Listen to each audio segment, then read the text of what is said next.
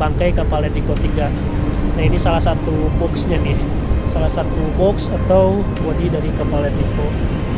Mungkin ini salah satu pancah ya, atau pancuh tihang untuk menjaga agar si kapal Edrico yang bagian belakangnya itu tetap stabil atau tidak masuk ke laut lepas, karena di belakang kapal itu sudah langsung memasuki laut lepas atau kedalamannya mungkin sekitaran 20 hingga 30 meter. Yang waktu itu pas pertama kali saya kesini untuk meliput kapal Edrico bersama beliau juga nih. Nah coba lihat, di sini juga ada besi, bagian-bagian besi yang bisa saja diambil atau dibawa sama orang-orang yang tidak bertanggung jawab.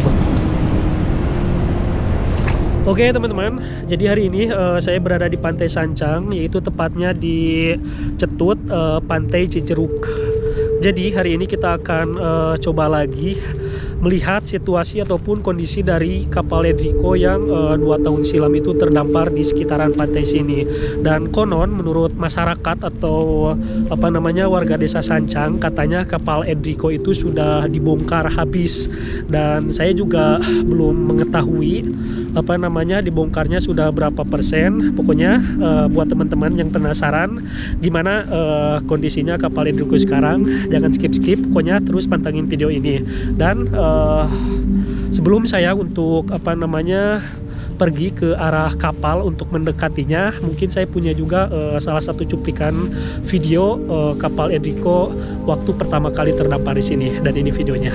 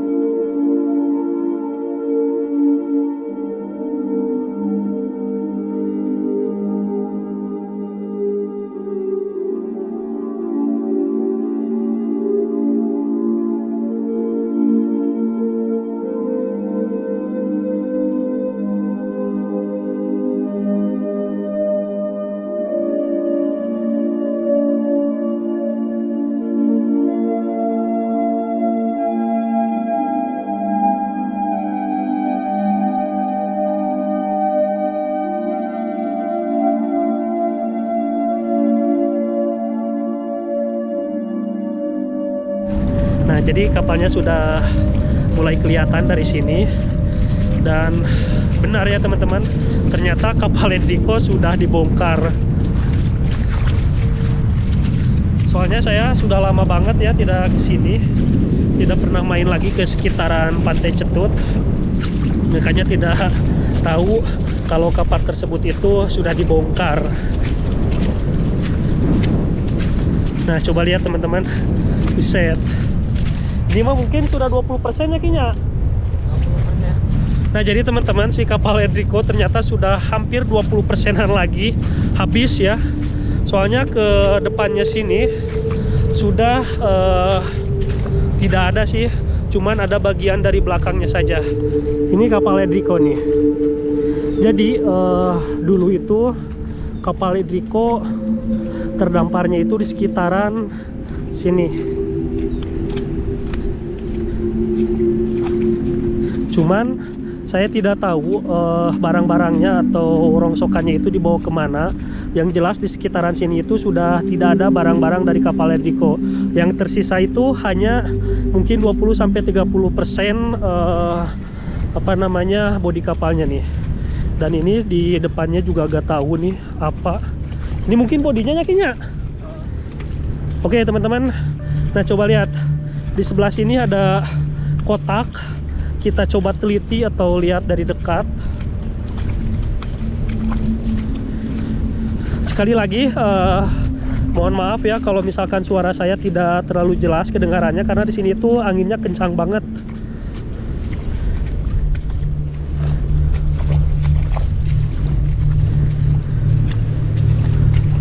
Wow, coba lihat teman-teman. Ini salah satu besi bagian dari badan kapal Enrico 3. Oke teman-teman, di sini juga ada nelayan nih yang lagi nunggu, katanya lagi mencari ikan di sekitaran sini nih. Nah jadi di sekitaran sini itu suka banyak ya teman-teman yang mencari nafkah, yaitu dengan berburu ikan ataupun seafood, gurita dan lain sebagainya. Makanya ketika ada kapal Enrico 3, konon katanya masyarakat ini agak sedikit mengeluh karena banyak habitat ikan-ikan yang di sekitaran sini itu terganggu dengan keberadaan kapal tersebut. Oke, kita coba lihat lagi dari dekat. Jadi itu lain mesin, nak? Oh, oke.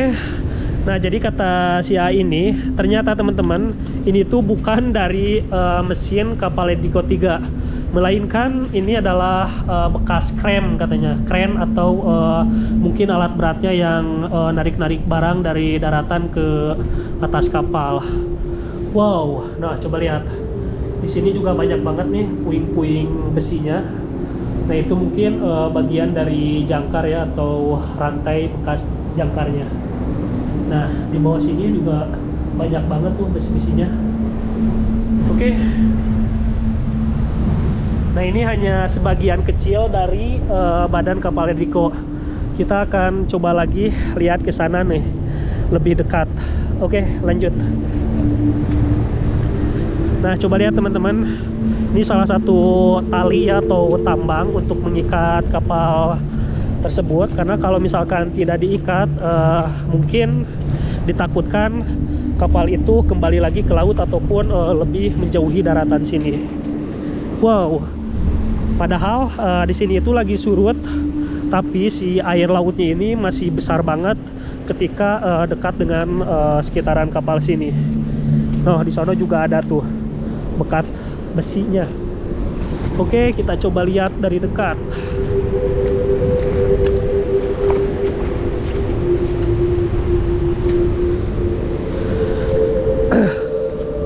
Mungkin ya ini sebagian bodinya atau kap-kap bodinya itu sudah habis diambilin semua nih. Ini cuma tersisa hanya kerangka bodinya saja tuh. Coba lihat, yaitu bagian dari bawahnya. Wow, coba lihat teman-teman. Di sini juga ada besi nih, nggak tahu besi apa. Mungkin ini salah satu pancah ya, atau pancuh tihang untuk menjaga agar si kapal Enrico yang bagian belakangnya itu tetap stabil atau tidak masuk ke laut lepas, karena di belakang kapal itu sudah langsung memasuki laut lepas atau kedalamannya mungkin sekitaran 20 hingga 30 meter. Oke, kita coba lihat ke sini. Wow. Nah itu ada hijau-hijau, ternyata si hijau itu tuh lumut laut, karena mungkin sudah sekitaran berapa ya, 2 tahun lah, sekitaran 2 tahun kapal Enrico itu berdiam diri di sini atau terdampar, makanya si bodinya itu sudah dilumuti dengan rumput laut noh. Gokil. Nah jadi waktu itu teman-teman saya pernah ngeliput juga yang pas pertama kali si kapal Enrico terdampar di sini. Nah, saya tepat berada di Palawah ataupun jalur masuknya kapal di sebelah situ. Dan waktu itu saya menggunakan drone untuk nyampe ke sini ya. Dan tepatnya itu pas lagi air laut lagi pasang. Oke. Wow, coba lihat. Di sini walaupun air laut lagi surut di sekitaran kita, coba lihat, ini air laut lagi surut, tapi di sebelah sini gelombangnya atau ombaknya itu cukup besar menghantam dari kapal Enrico. Kok bisa ya besi kayak gini ditancapin di karang seperti ini? Ini nggak tahu melanggar atau tidak, mungkin teman-teman sendiri atau netizen yang bisa menilai.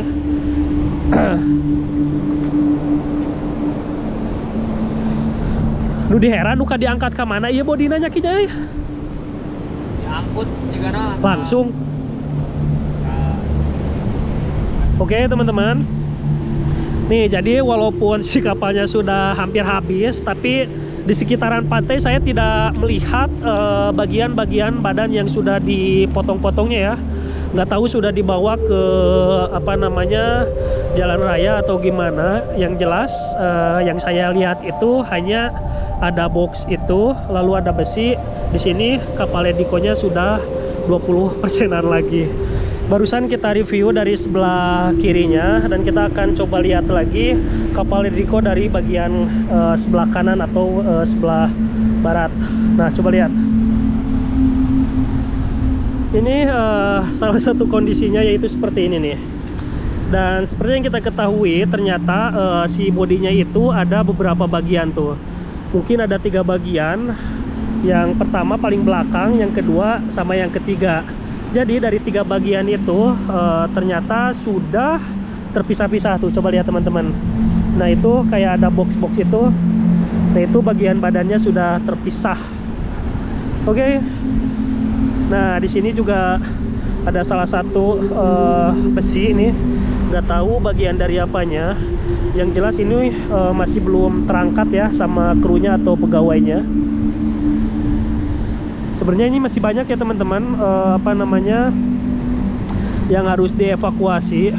Namun mungkin karena medan sama treknya itu sangat sulit banget, karena ini pas banget dengan apa namanya pas ombak itu jatuh ya, atau hembusan ombaknya itu pas banget di apa namanya bagian kapal. Makanya ini akan menyulitkan pegawai ataupun kru yang membongkar kapal tersebut. Nah, kalau kita melihat ke sebelah kanan sedikit, itu tuh kelihatan sedikit tuh. Nah, itu bodi kapal juga yang waktu dulu mungkin udah 10 tahunan lebih terdampar di sekitaran sini juga nih. Makanya Pantai Cetut ini atau Pantai Cijeruk ini disebut sama masyarakat setempat ataupun nelayan sebagai kuburan kapal. Karena saking banyaknya kapal, mungkin sudah 4 kejadian kapal terdampar di sekitaran sini, dan ini yang terakhir kapal Ediko 3. Oke, kita juga tidak bisa ya teman-teman untuk mendekati semakin dekat atau lebih dekat lagi, karena coba lihat tuh, airnya itu besar banget. Ini sangat bahaya untuk kita. Oke, kita mundur dulu ke belakang sedikit. Airnya makin gede. Mungkin sebentar lagi ini akan pasang. Kita juga harus segera meninggalkan tempat sini. Jadi barusan kita sudah mencoba nanya kepada nelayan yang ada di sekitaran Pantai Cetut. Katanya mereka juga tidak mengetahui dari kapan kapal ini dibongkar. Terus pas saya tanyain juga mereka tidak tahu juga kalau apa namanya bangkai atau bagian-bagian dari kapal Ediko yang sudah dibongkar itu dibawanya kemana, mereka tidak mengetahui. Dan mungkin nanti ketika kita sampai lagi ke bibir pantai, kita akan coba cari tahu sendirilah bagian-bagian itu dibawa ke arah mana. Oke teman-teman, seperti yang teman-teman ketahui, saya ada berada di depan bangkai kapal Ediko 3. Nah, ini salah satu boxnya nih, salah satu box atau body dari kapal Ediko. Nih, coba lihat, ada yang menarik di belakang saya. Ini gak tahu bagian apa. Yang jelas ini kayak bagian mesin-mesin gitu, gak tahu dah. Coba lihat. Wow.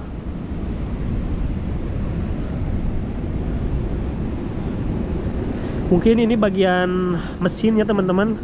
Nggak tahu mesin bagian apa, karena walaupun saya mengetahui tentang apa namanya otomotif motor, tapi kalau perkapalan itu tidak terlalu mengetahui. Yang jelas di sini ada roda ya atau penggerak, no. Kelihatan dari gear-gearnya ini, dan di sini kayak semacam gardan gitu.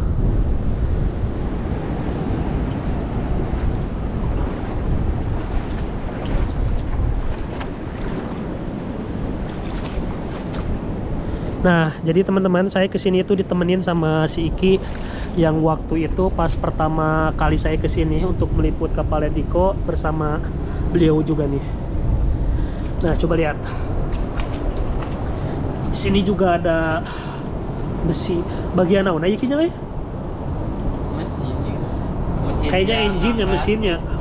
Mesin nojang ngangkat di anak paluhur. Nih coba lihat teman-teman, di sini banyak banget ya reruntuhan dari besinya atau potongan-potongan besinya. Ini menurut saya sih agak terlalu riskan ya, karena takutnya gimana-gimana gitu. Nah, karena ini ada bagian-bagian besi yang bisa saja diambil atau dibawa sama orang-orang yang tidak bertanggung jawab.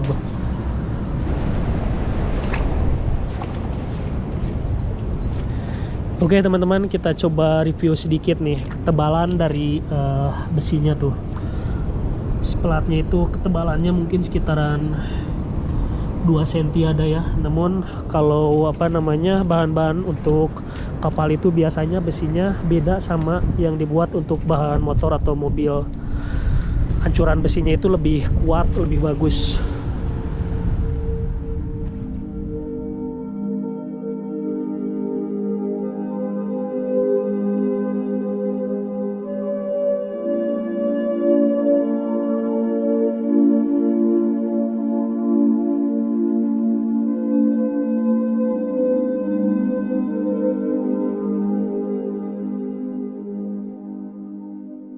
Jadi barusan saya di sekitaran kapal Edrico itu mungkin 3 jam, dan sekarang kita sudah berada di bibir pantai Sancang.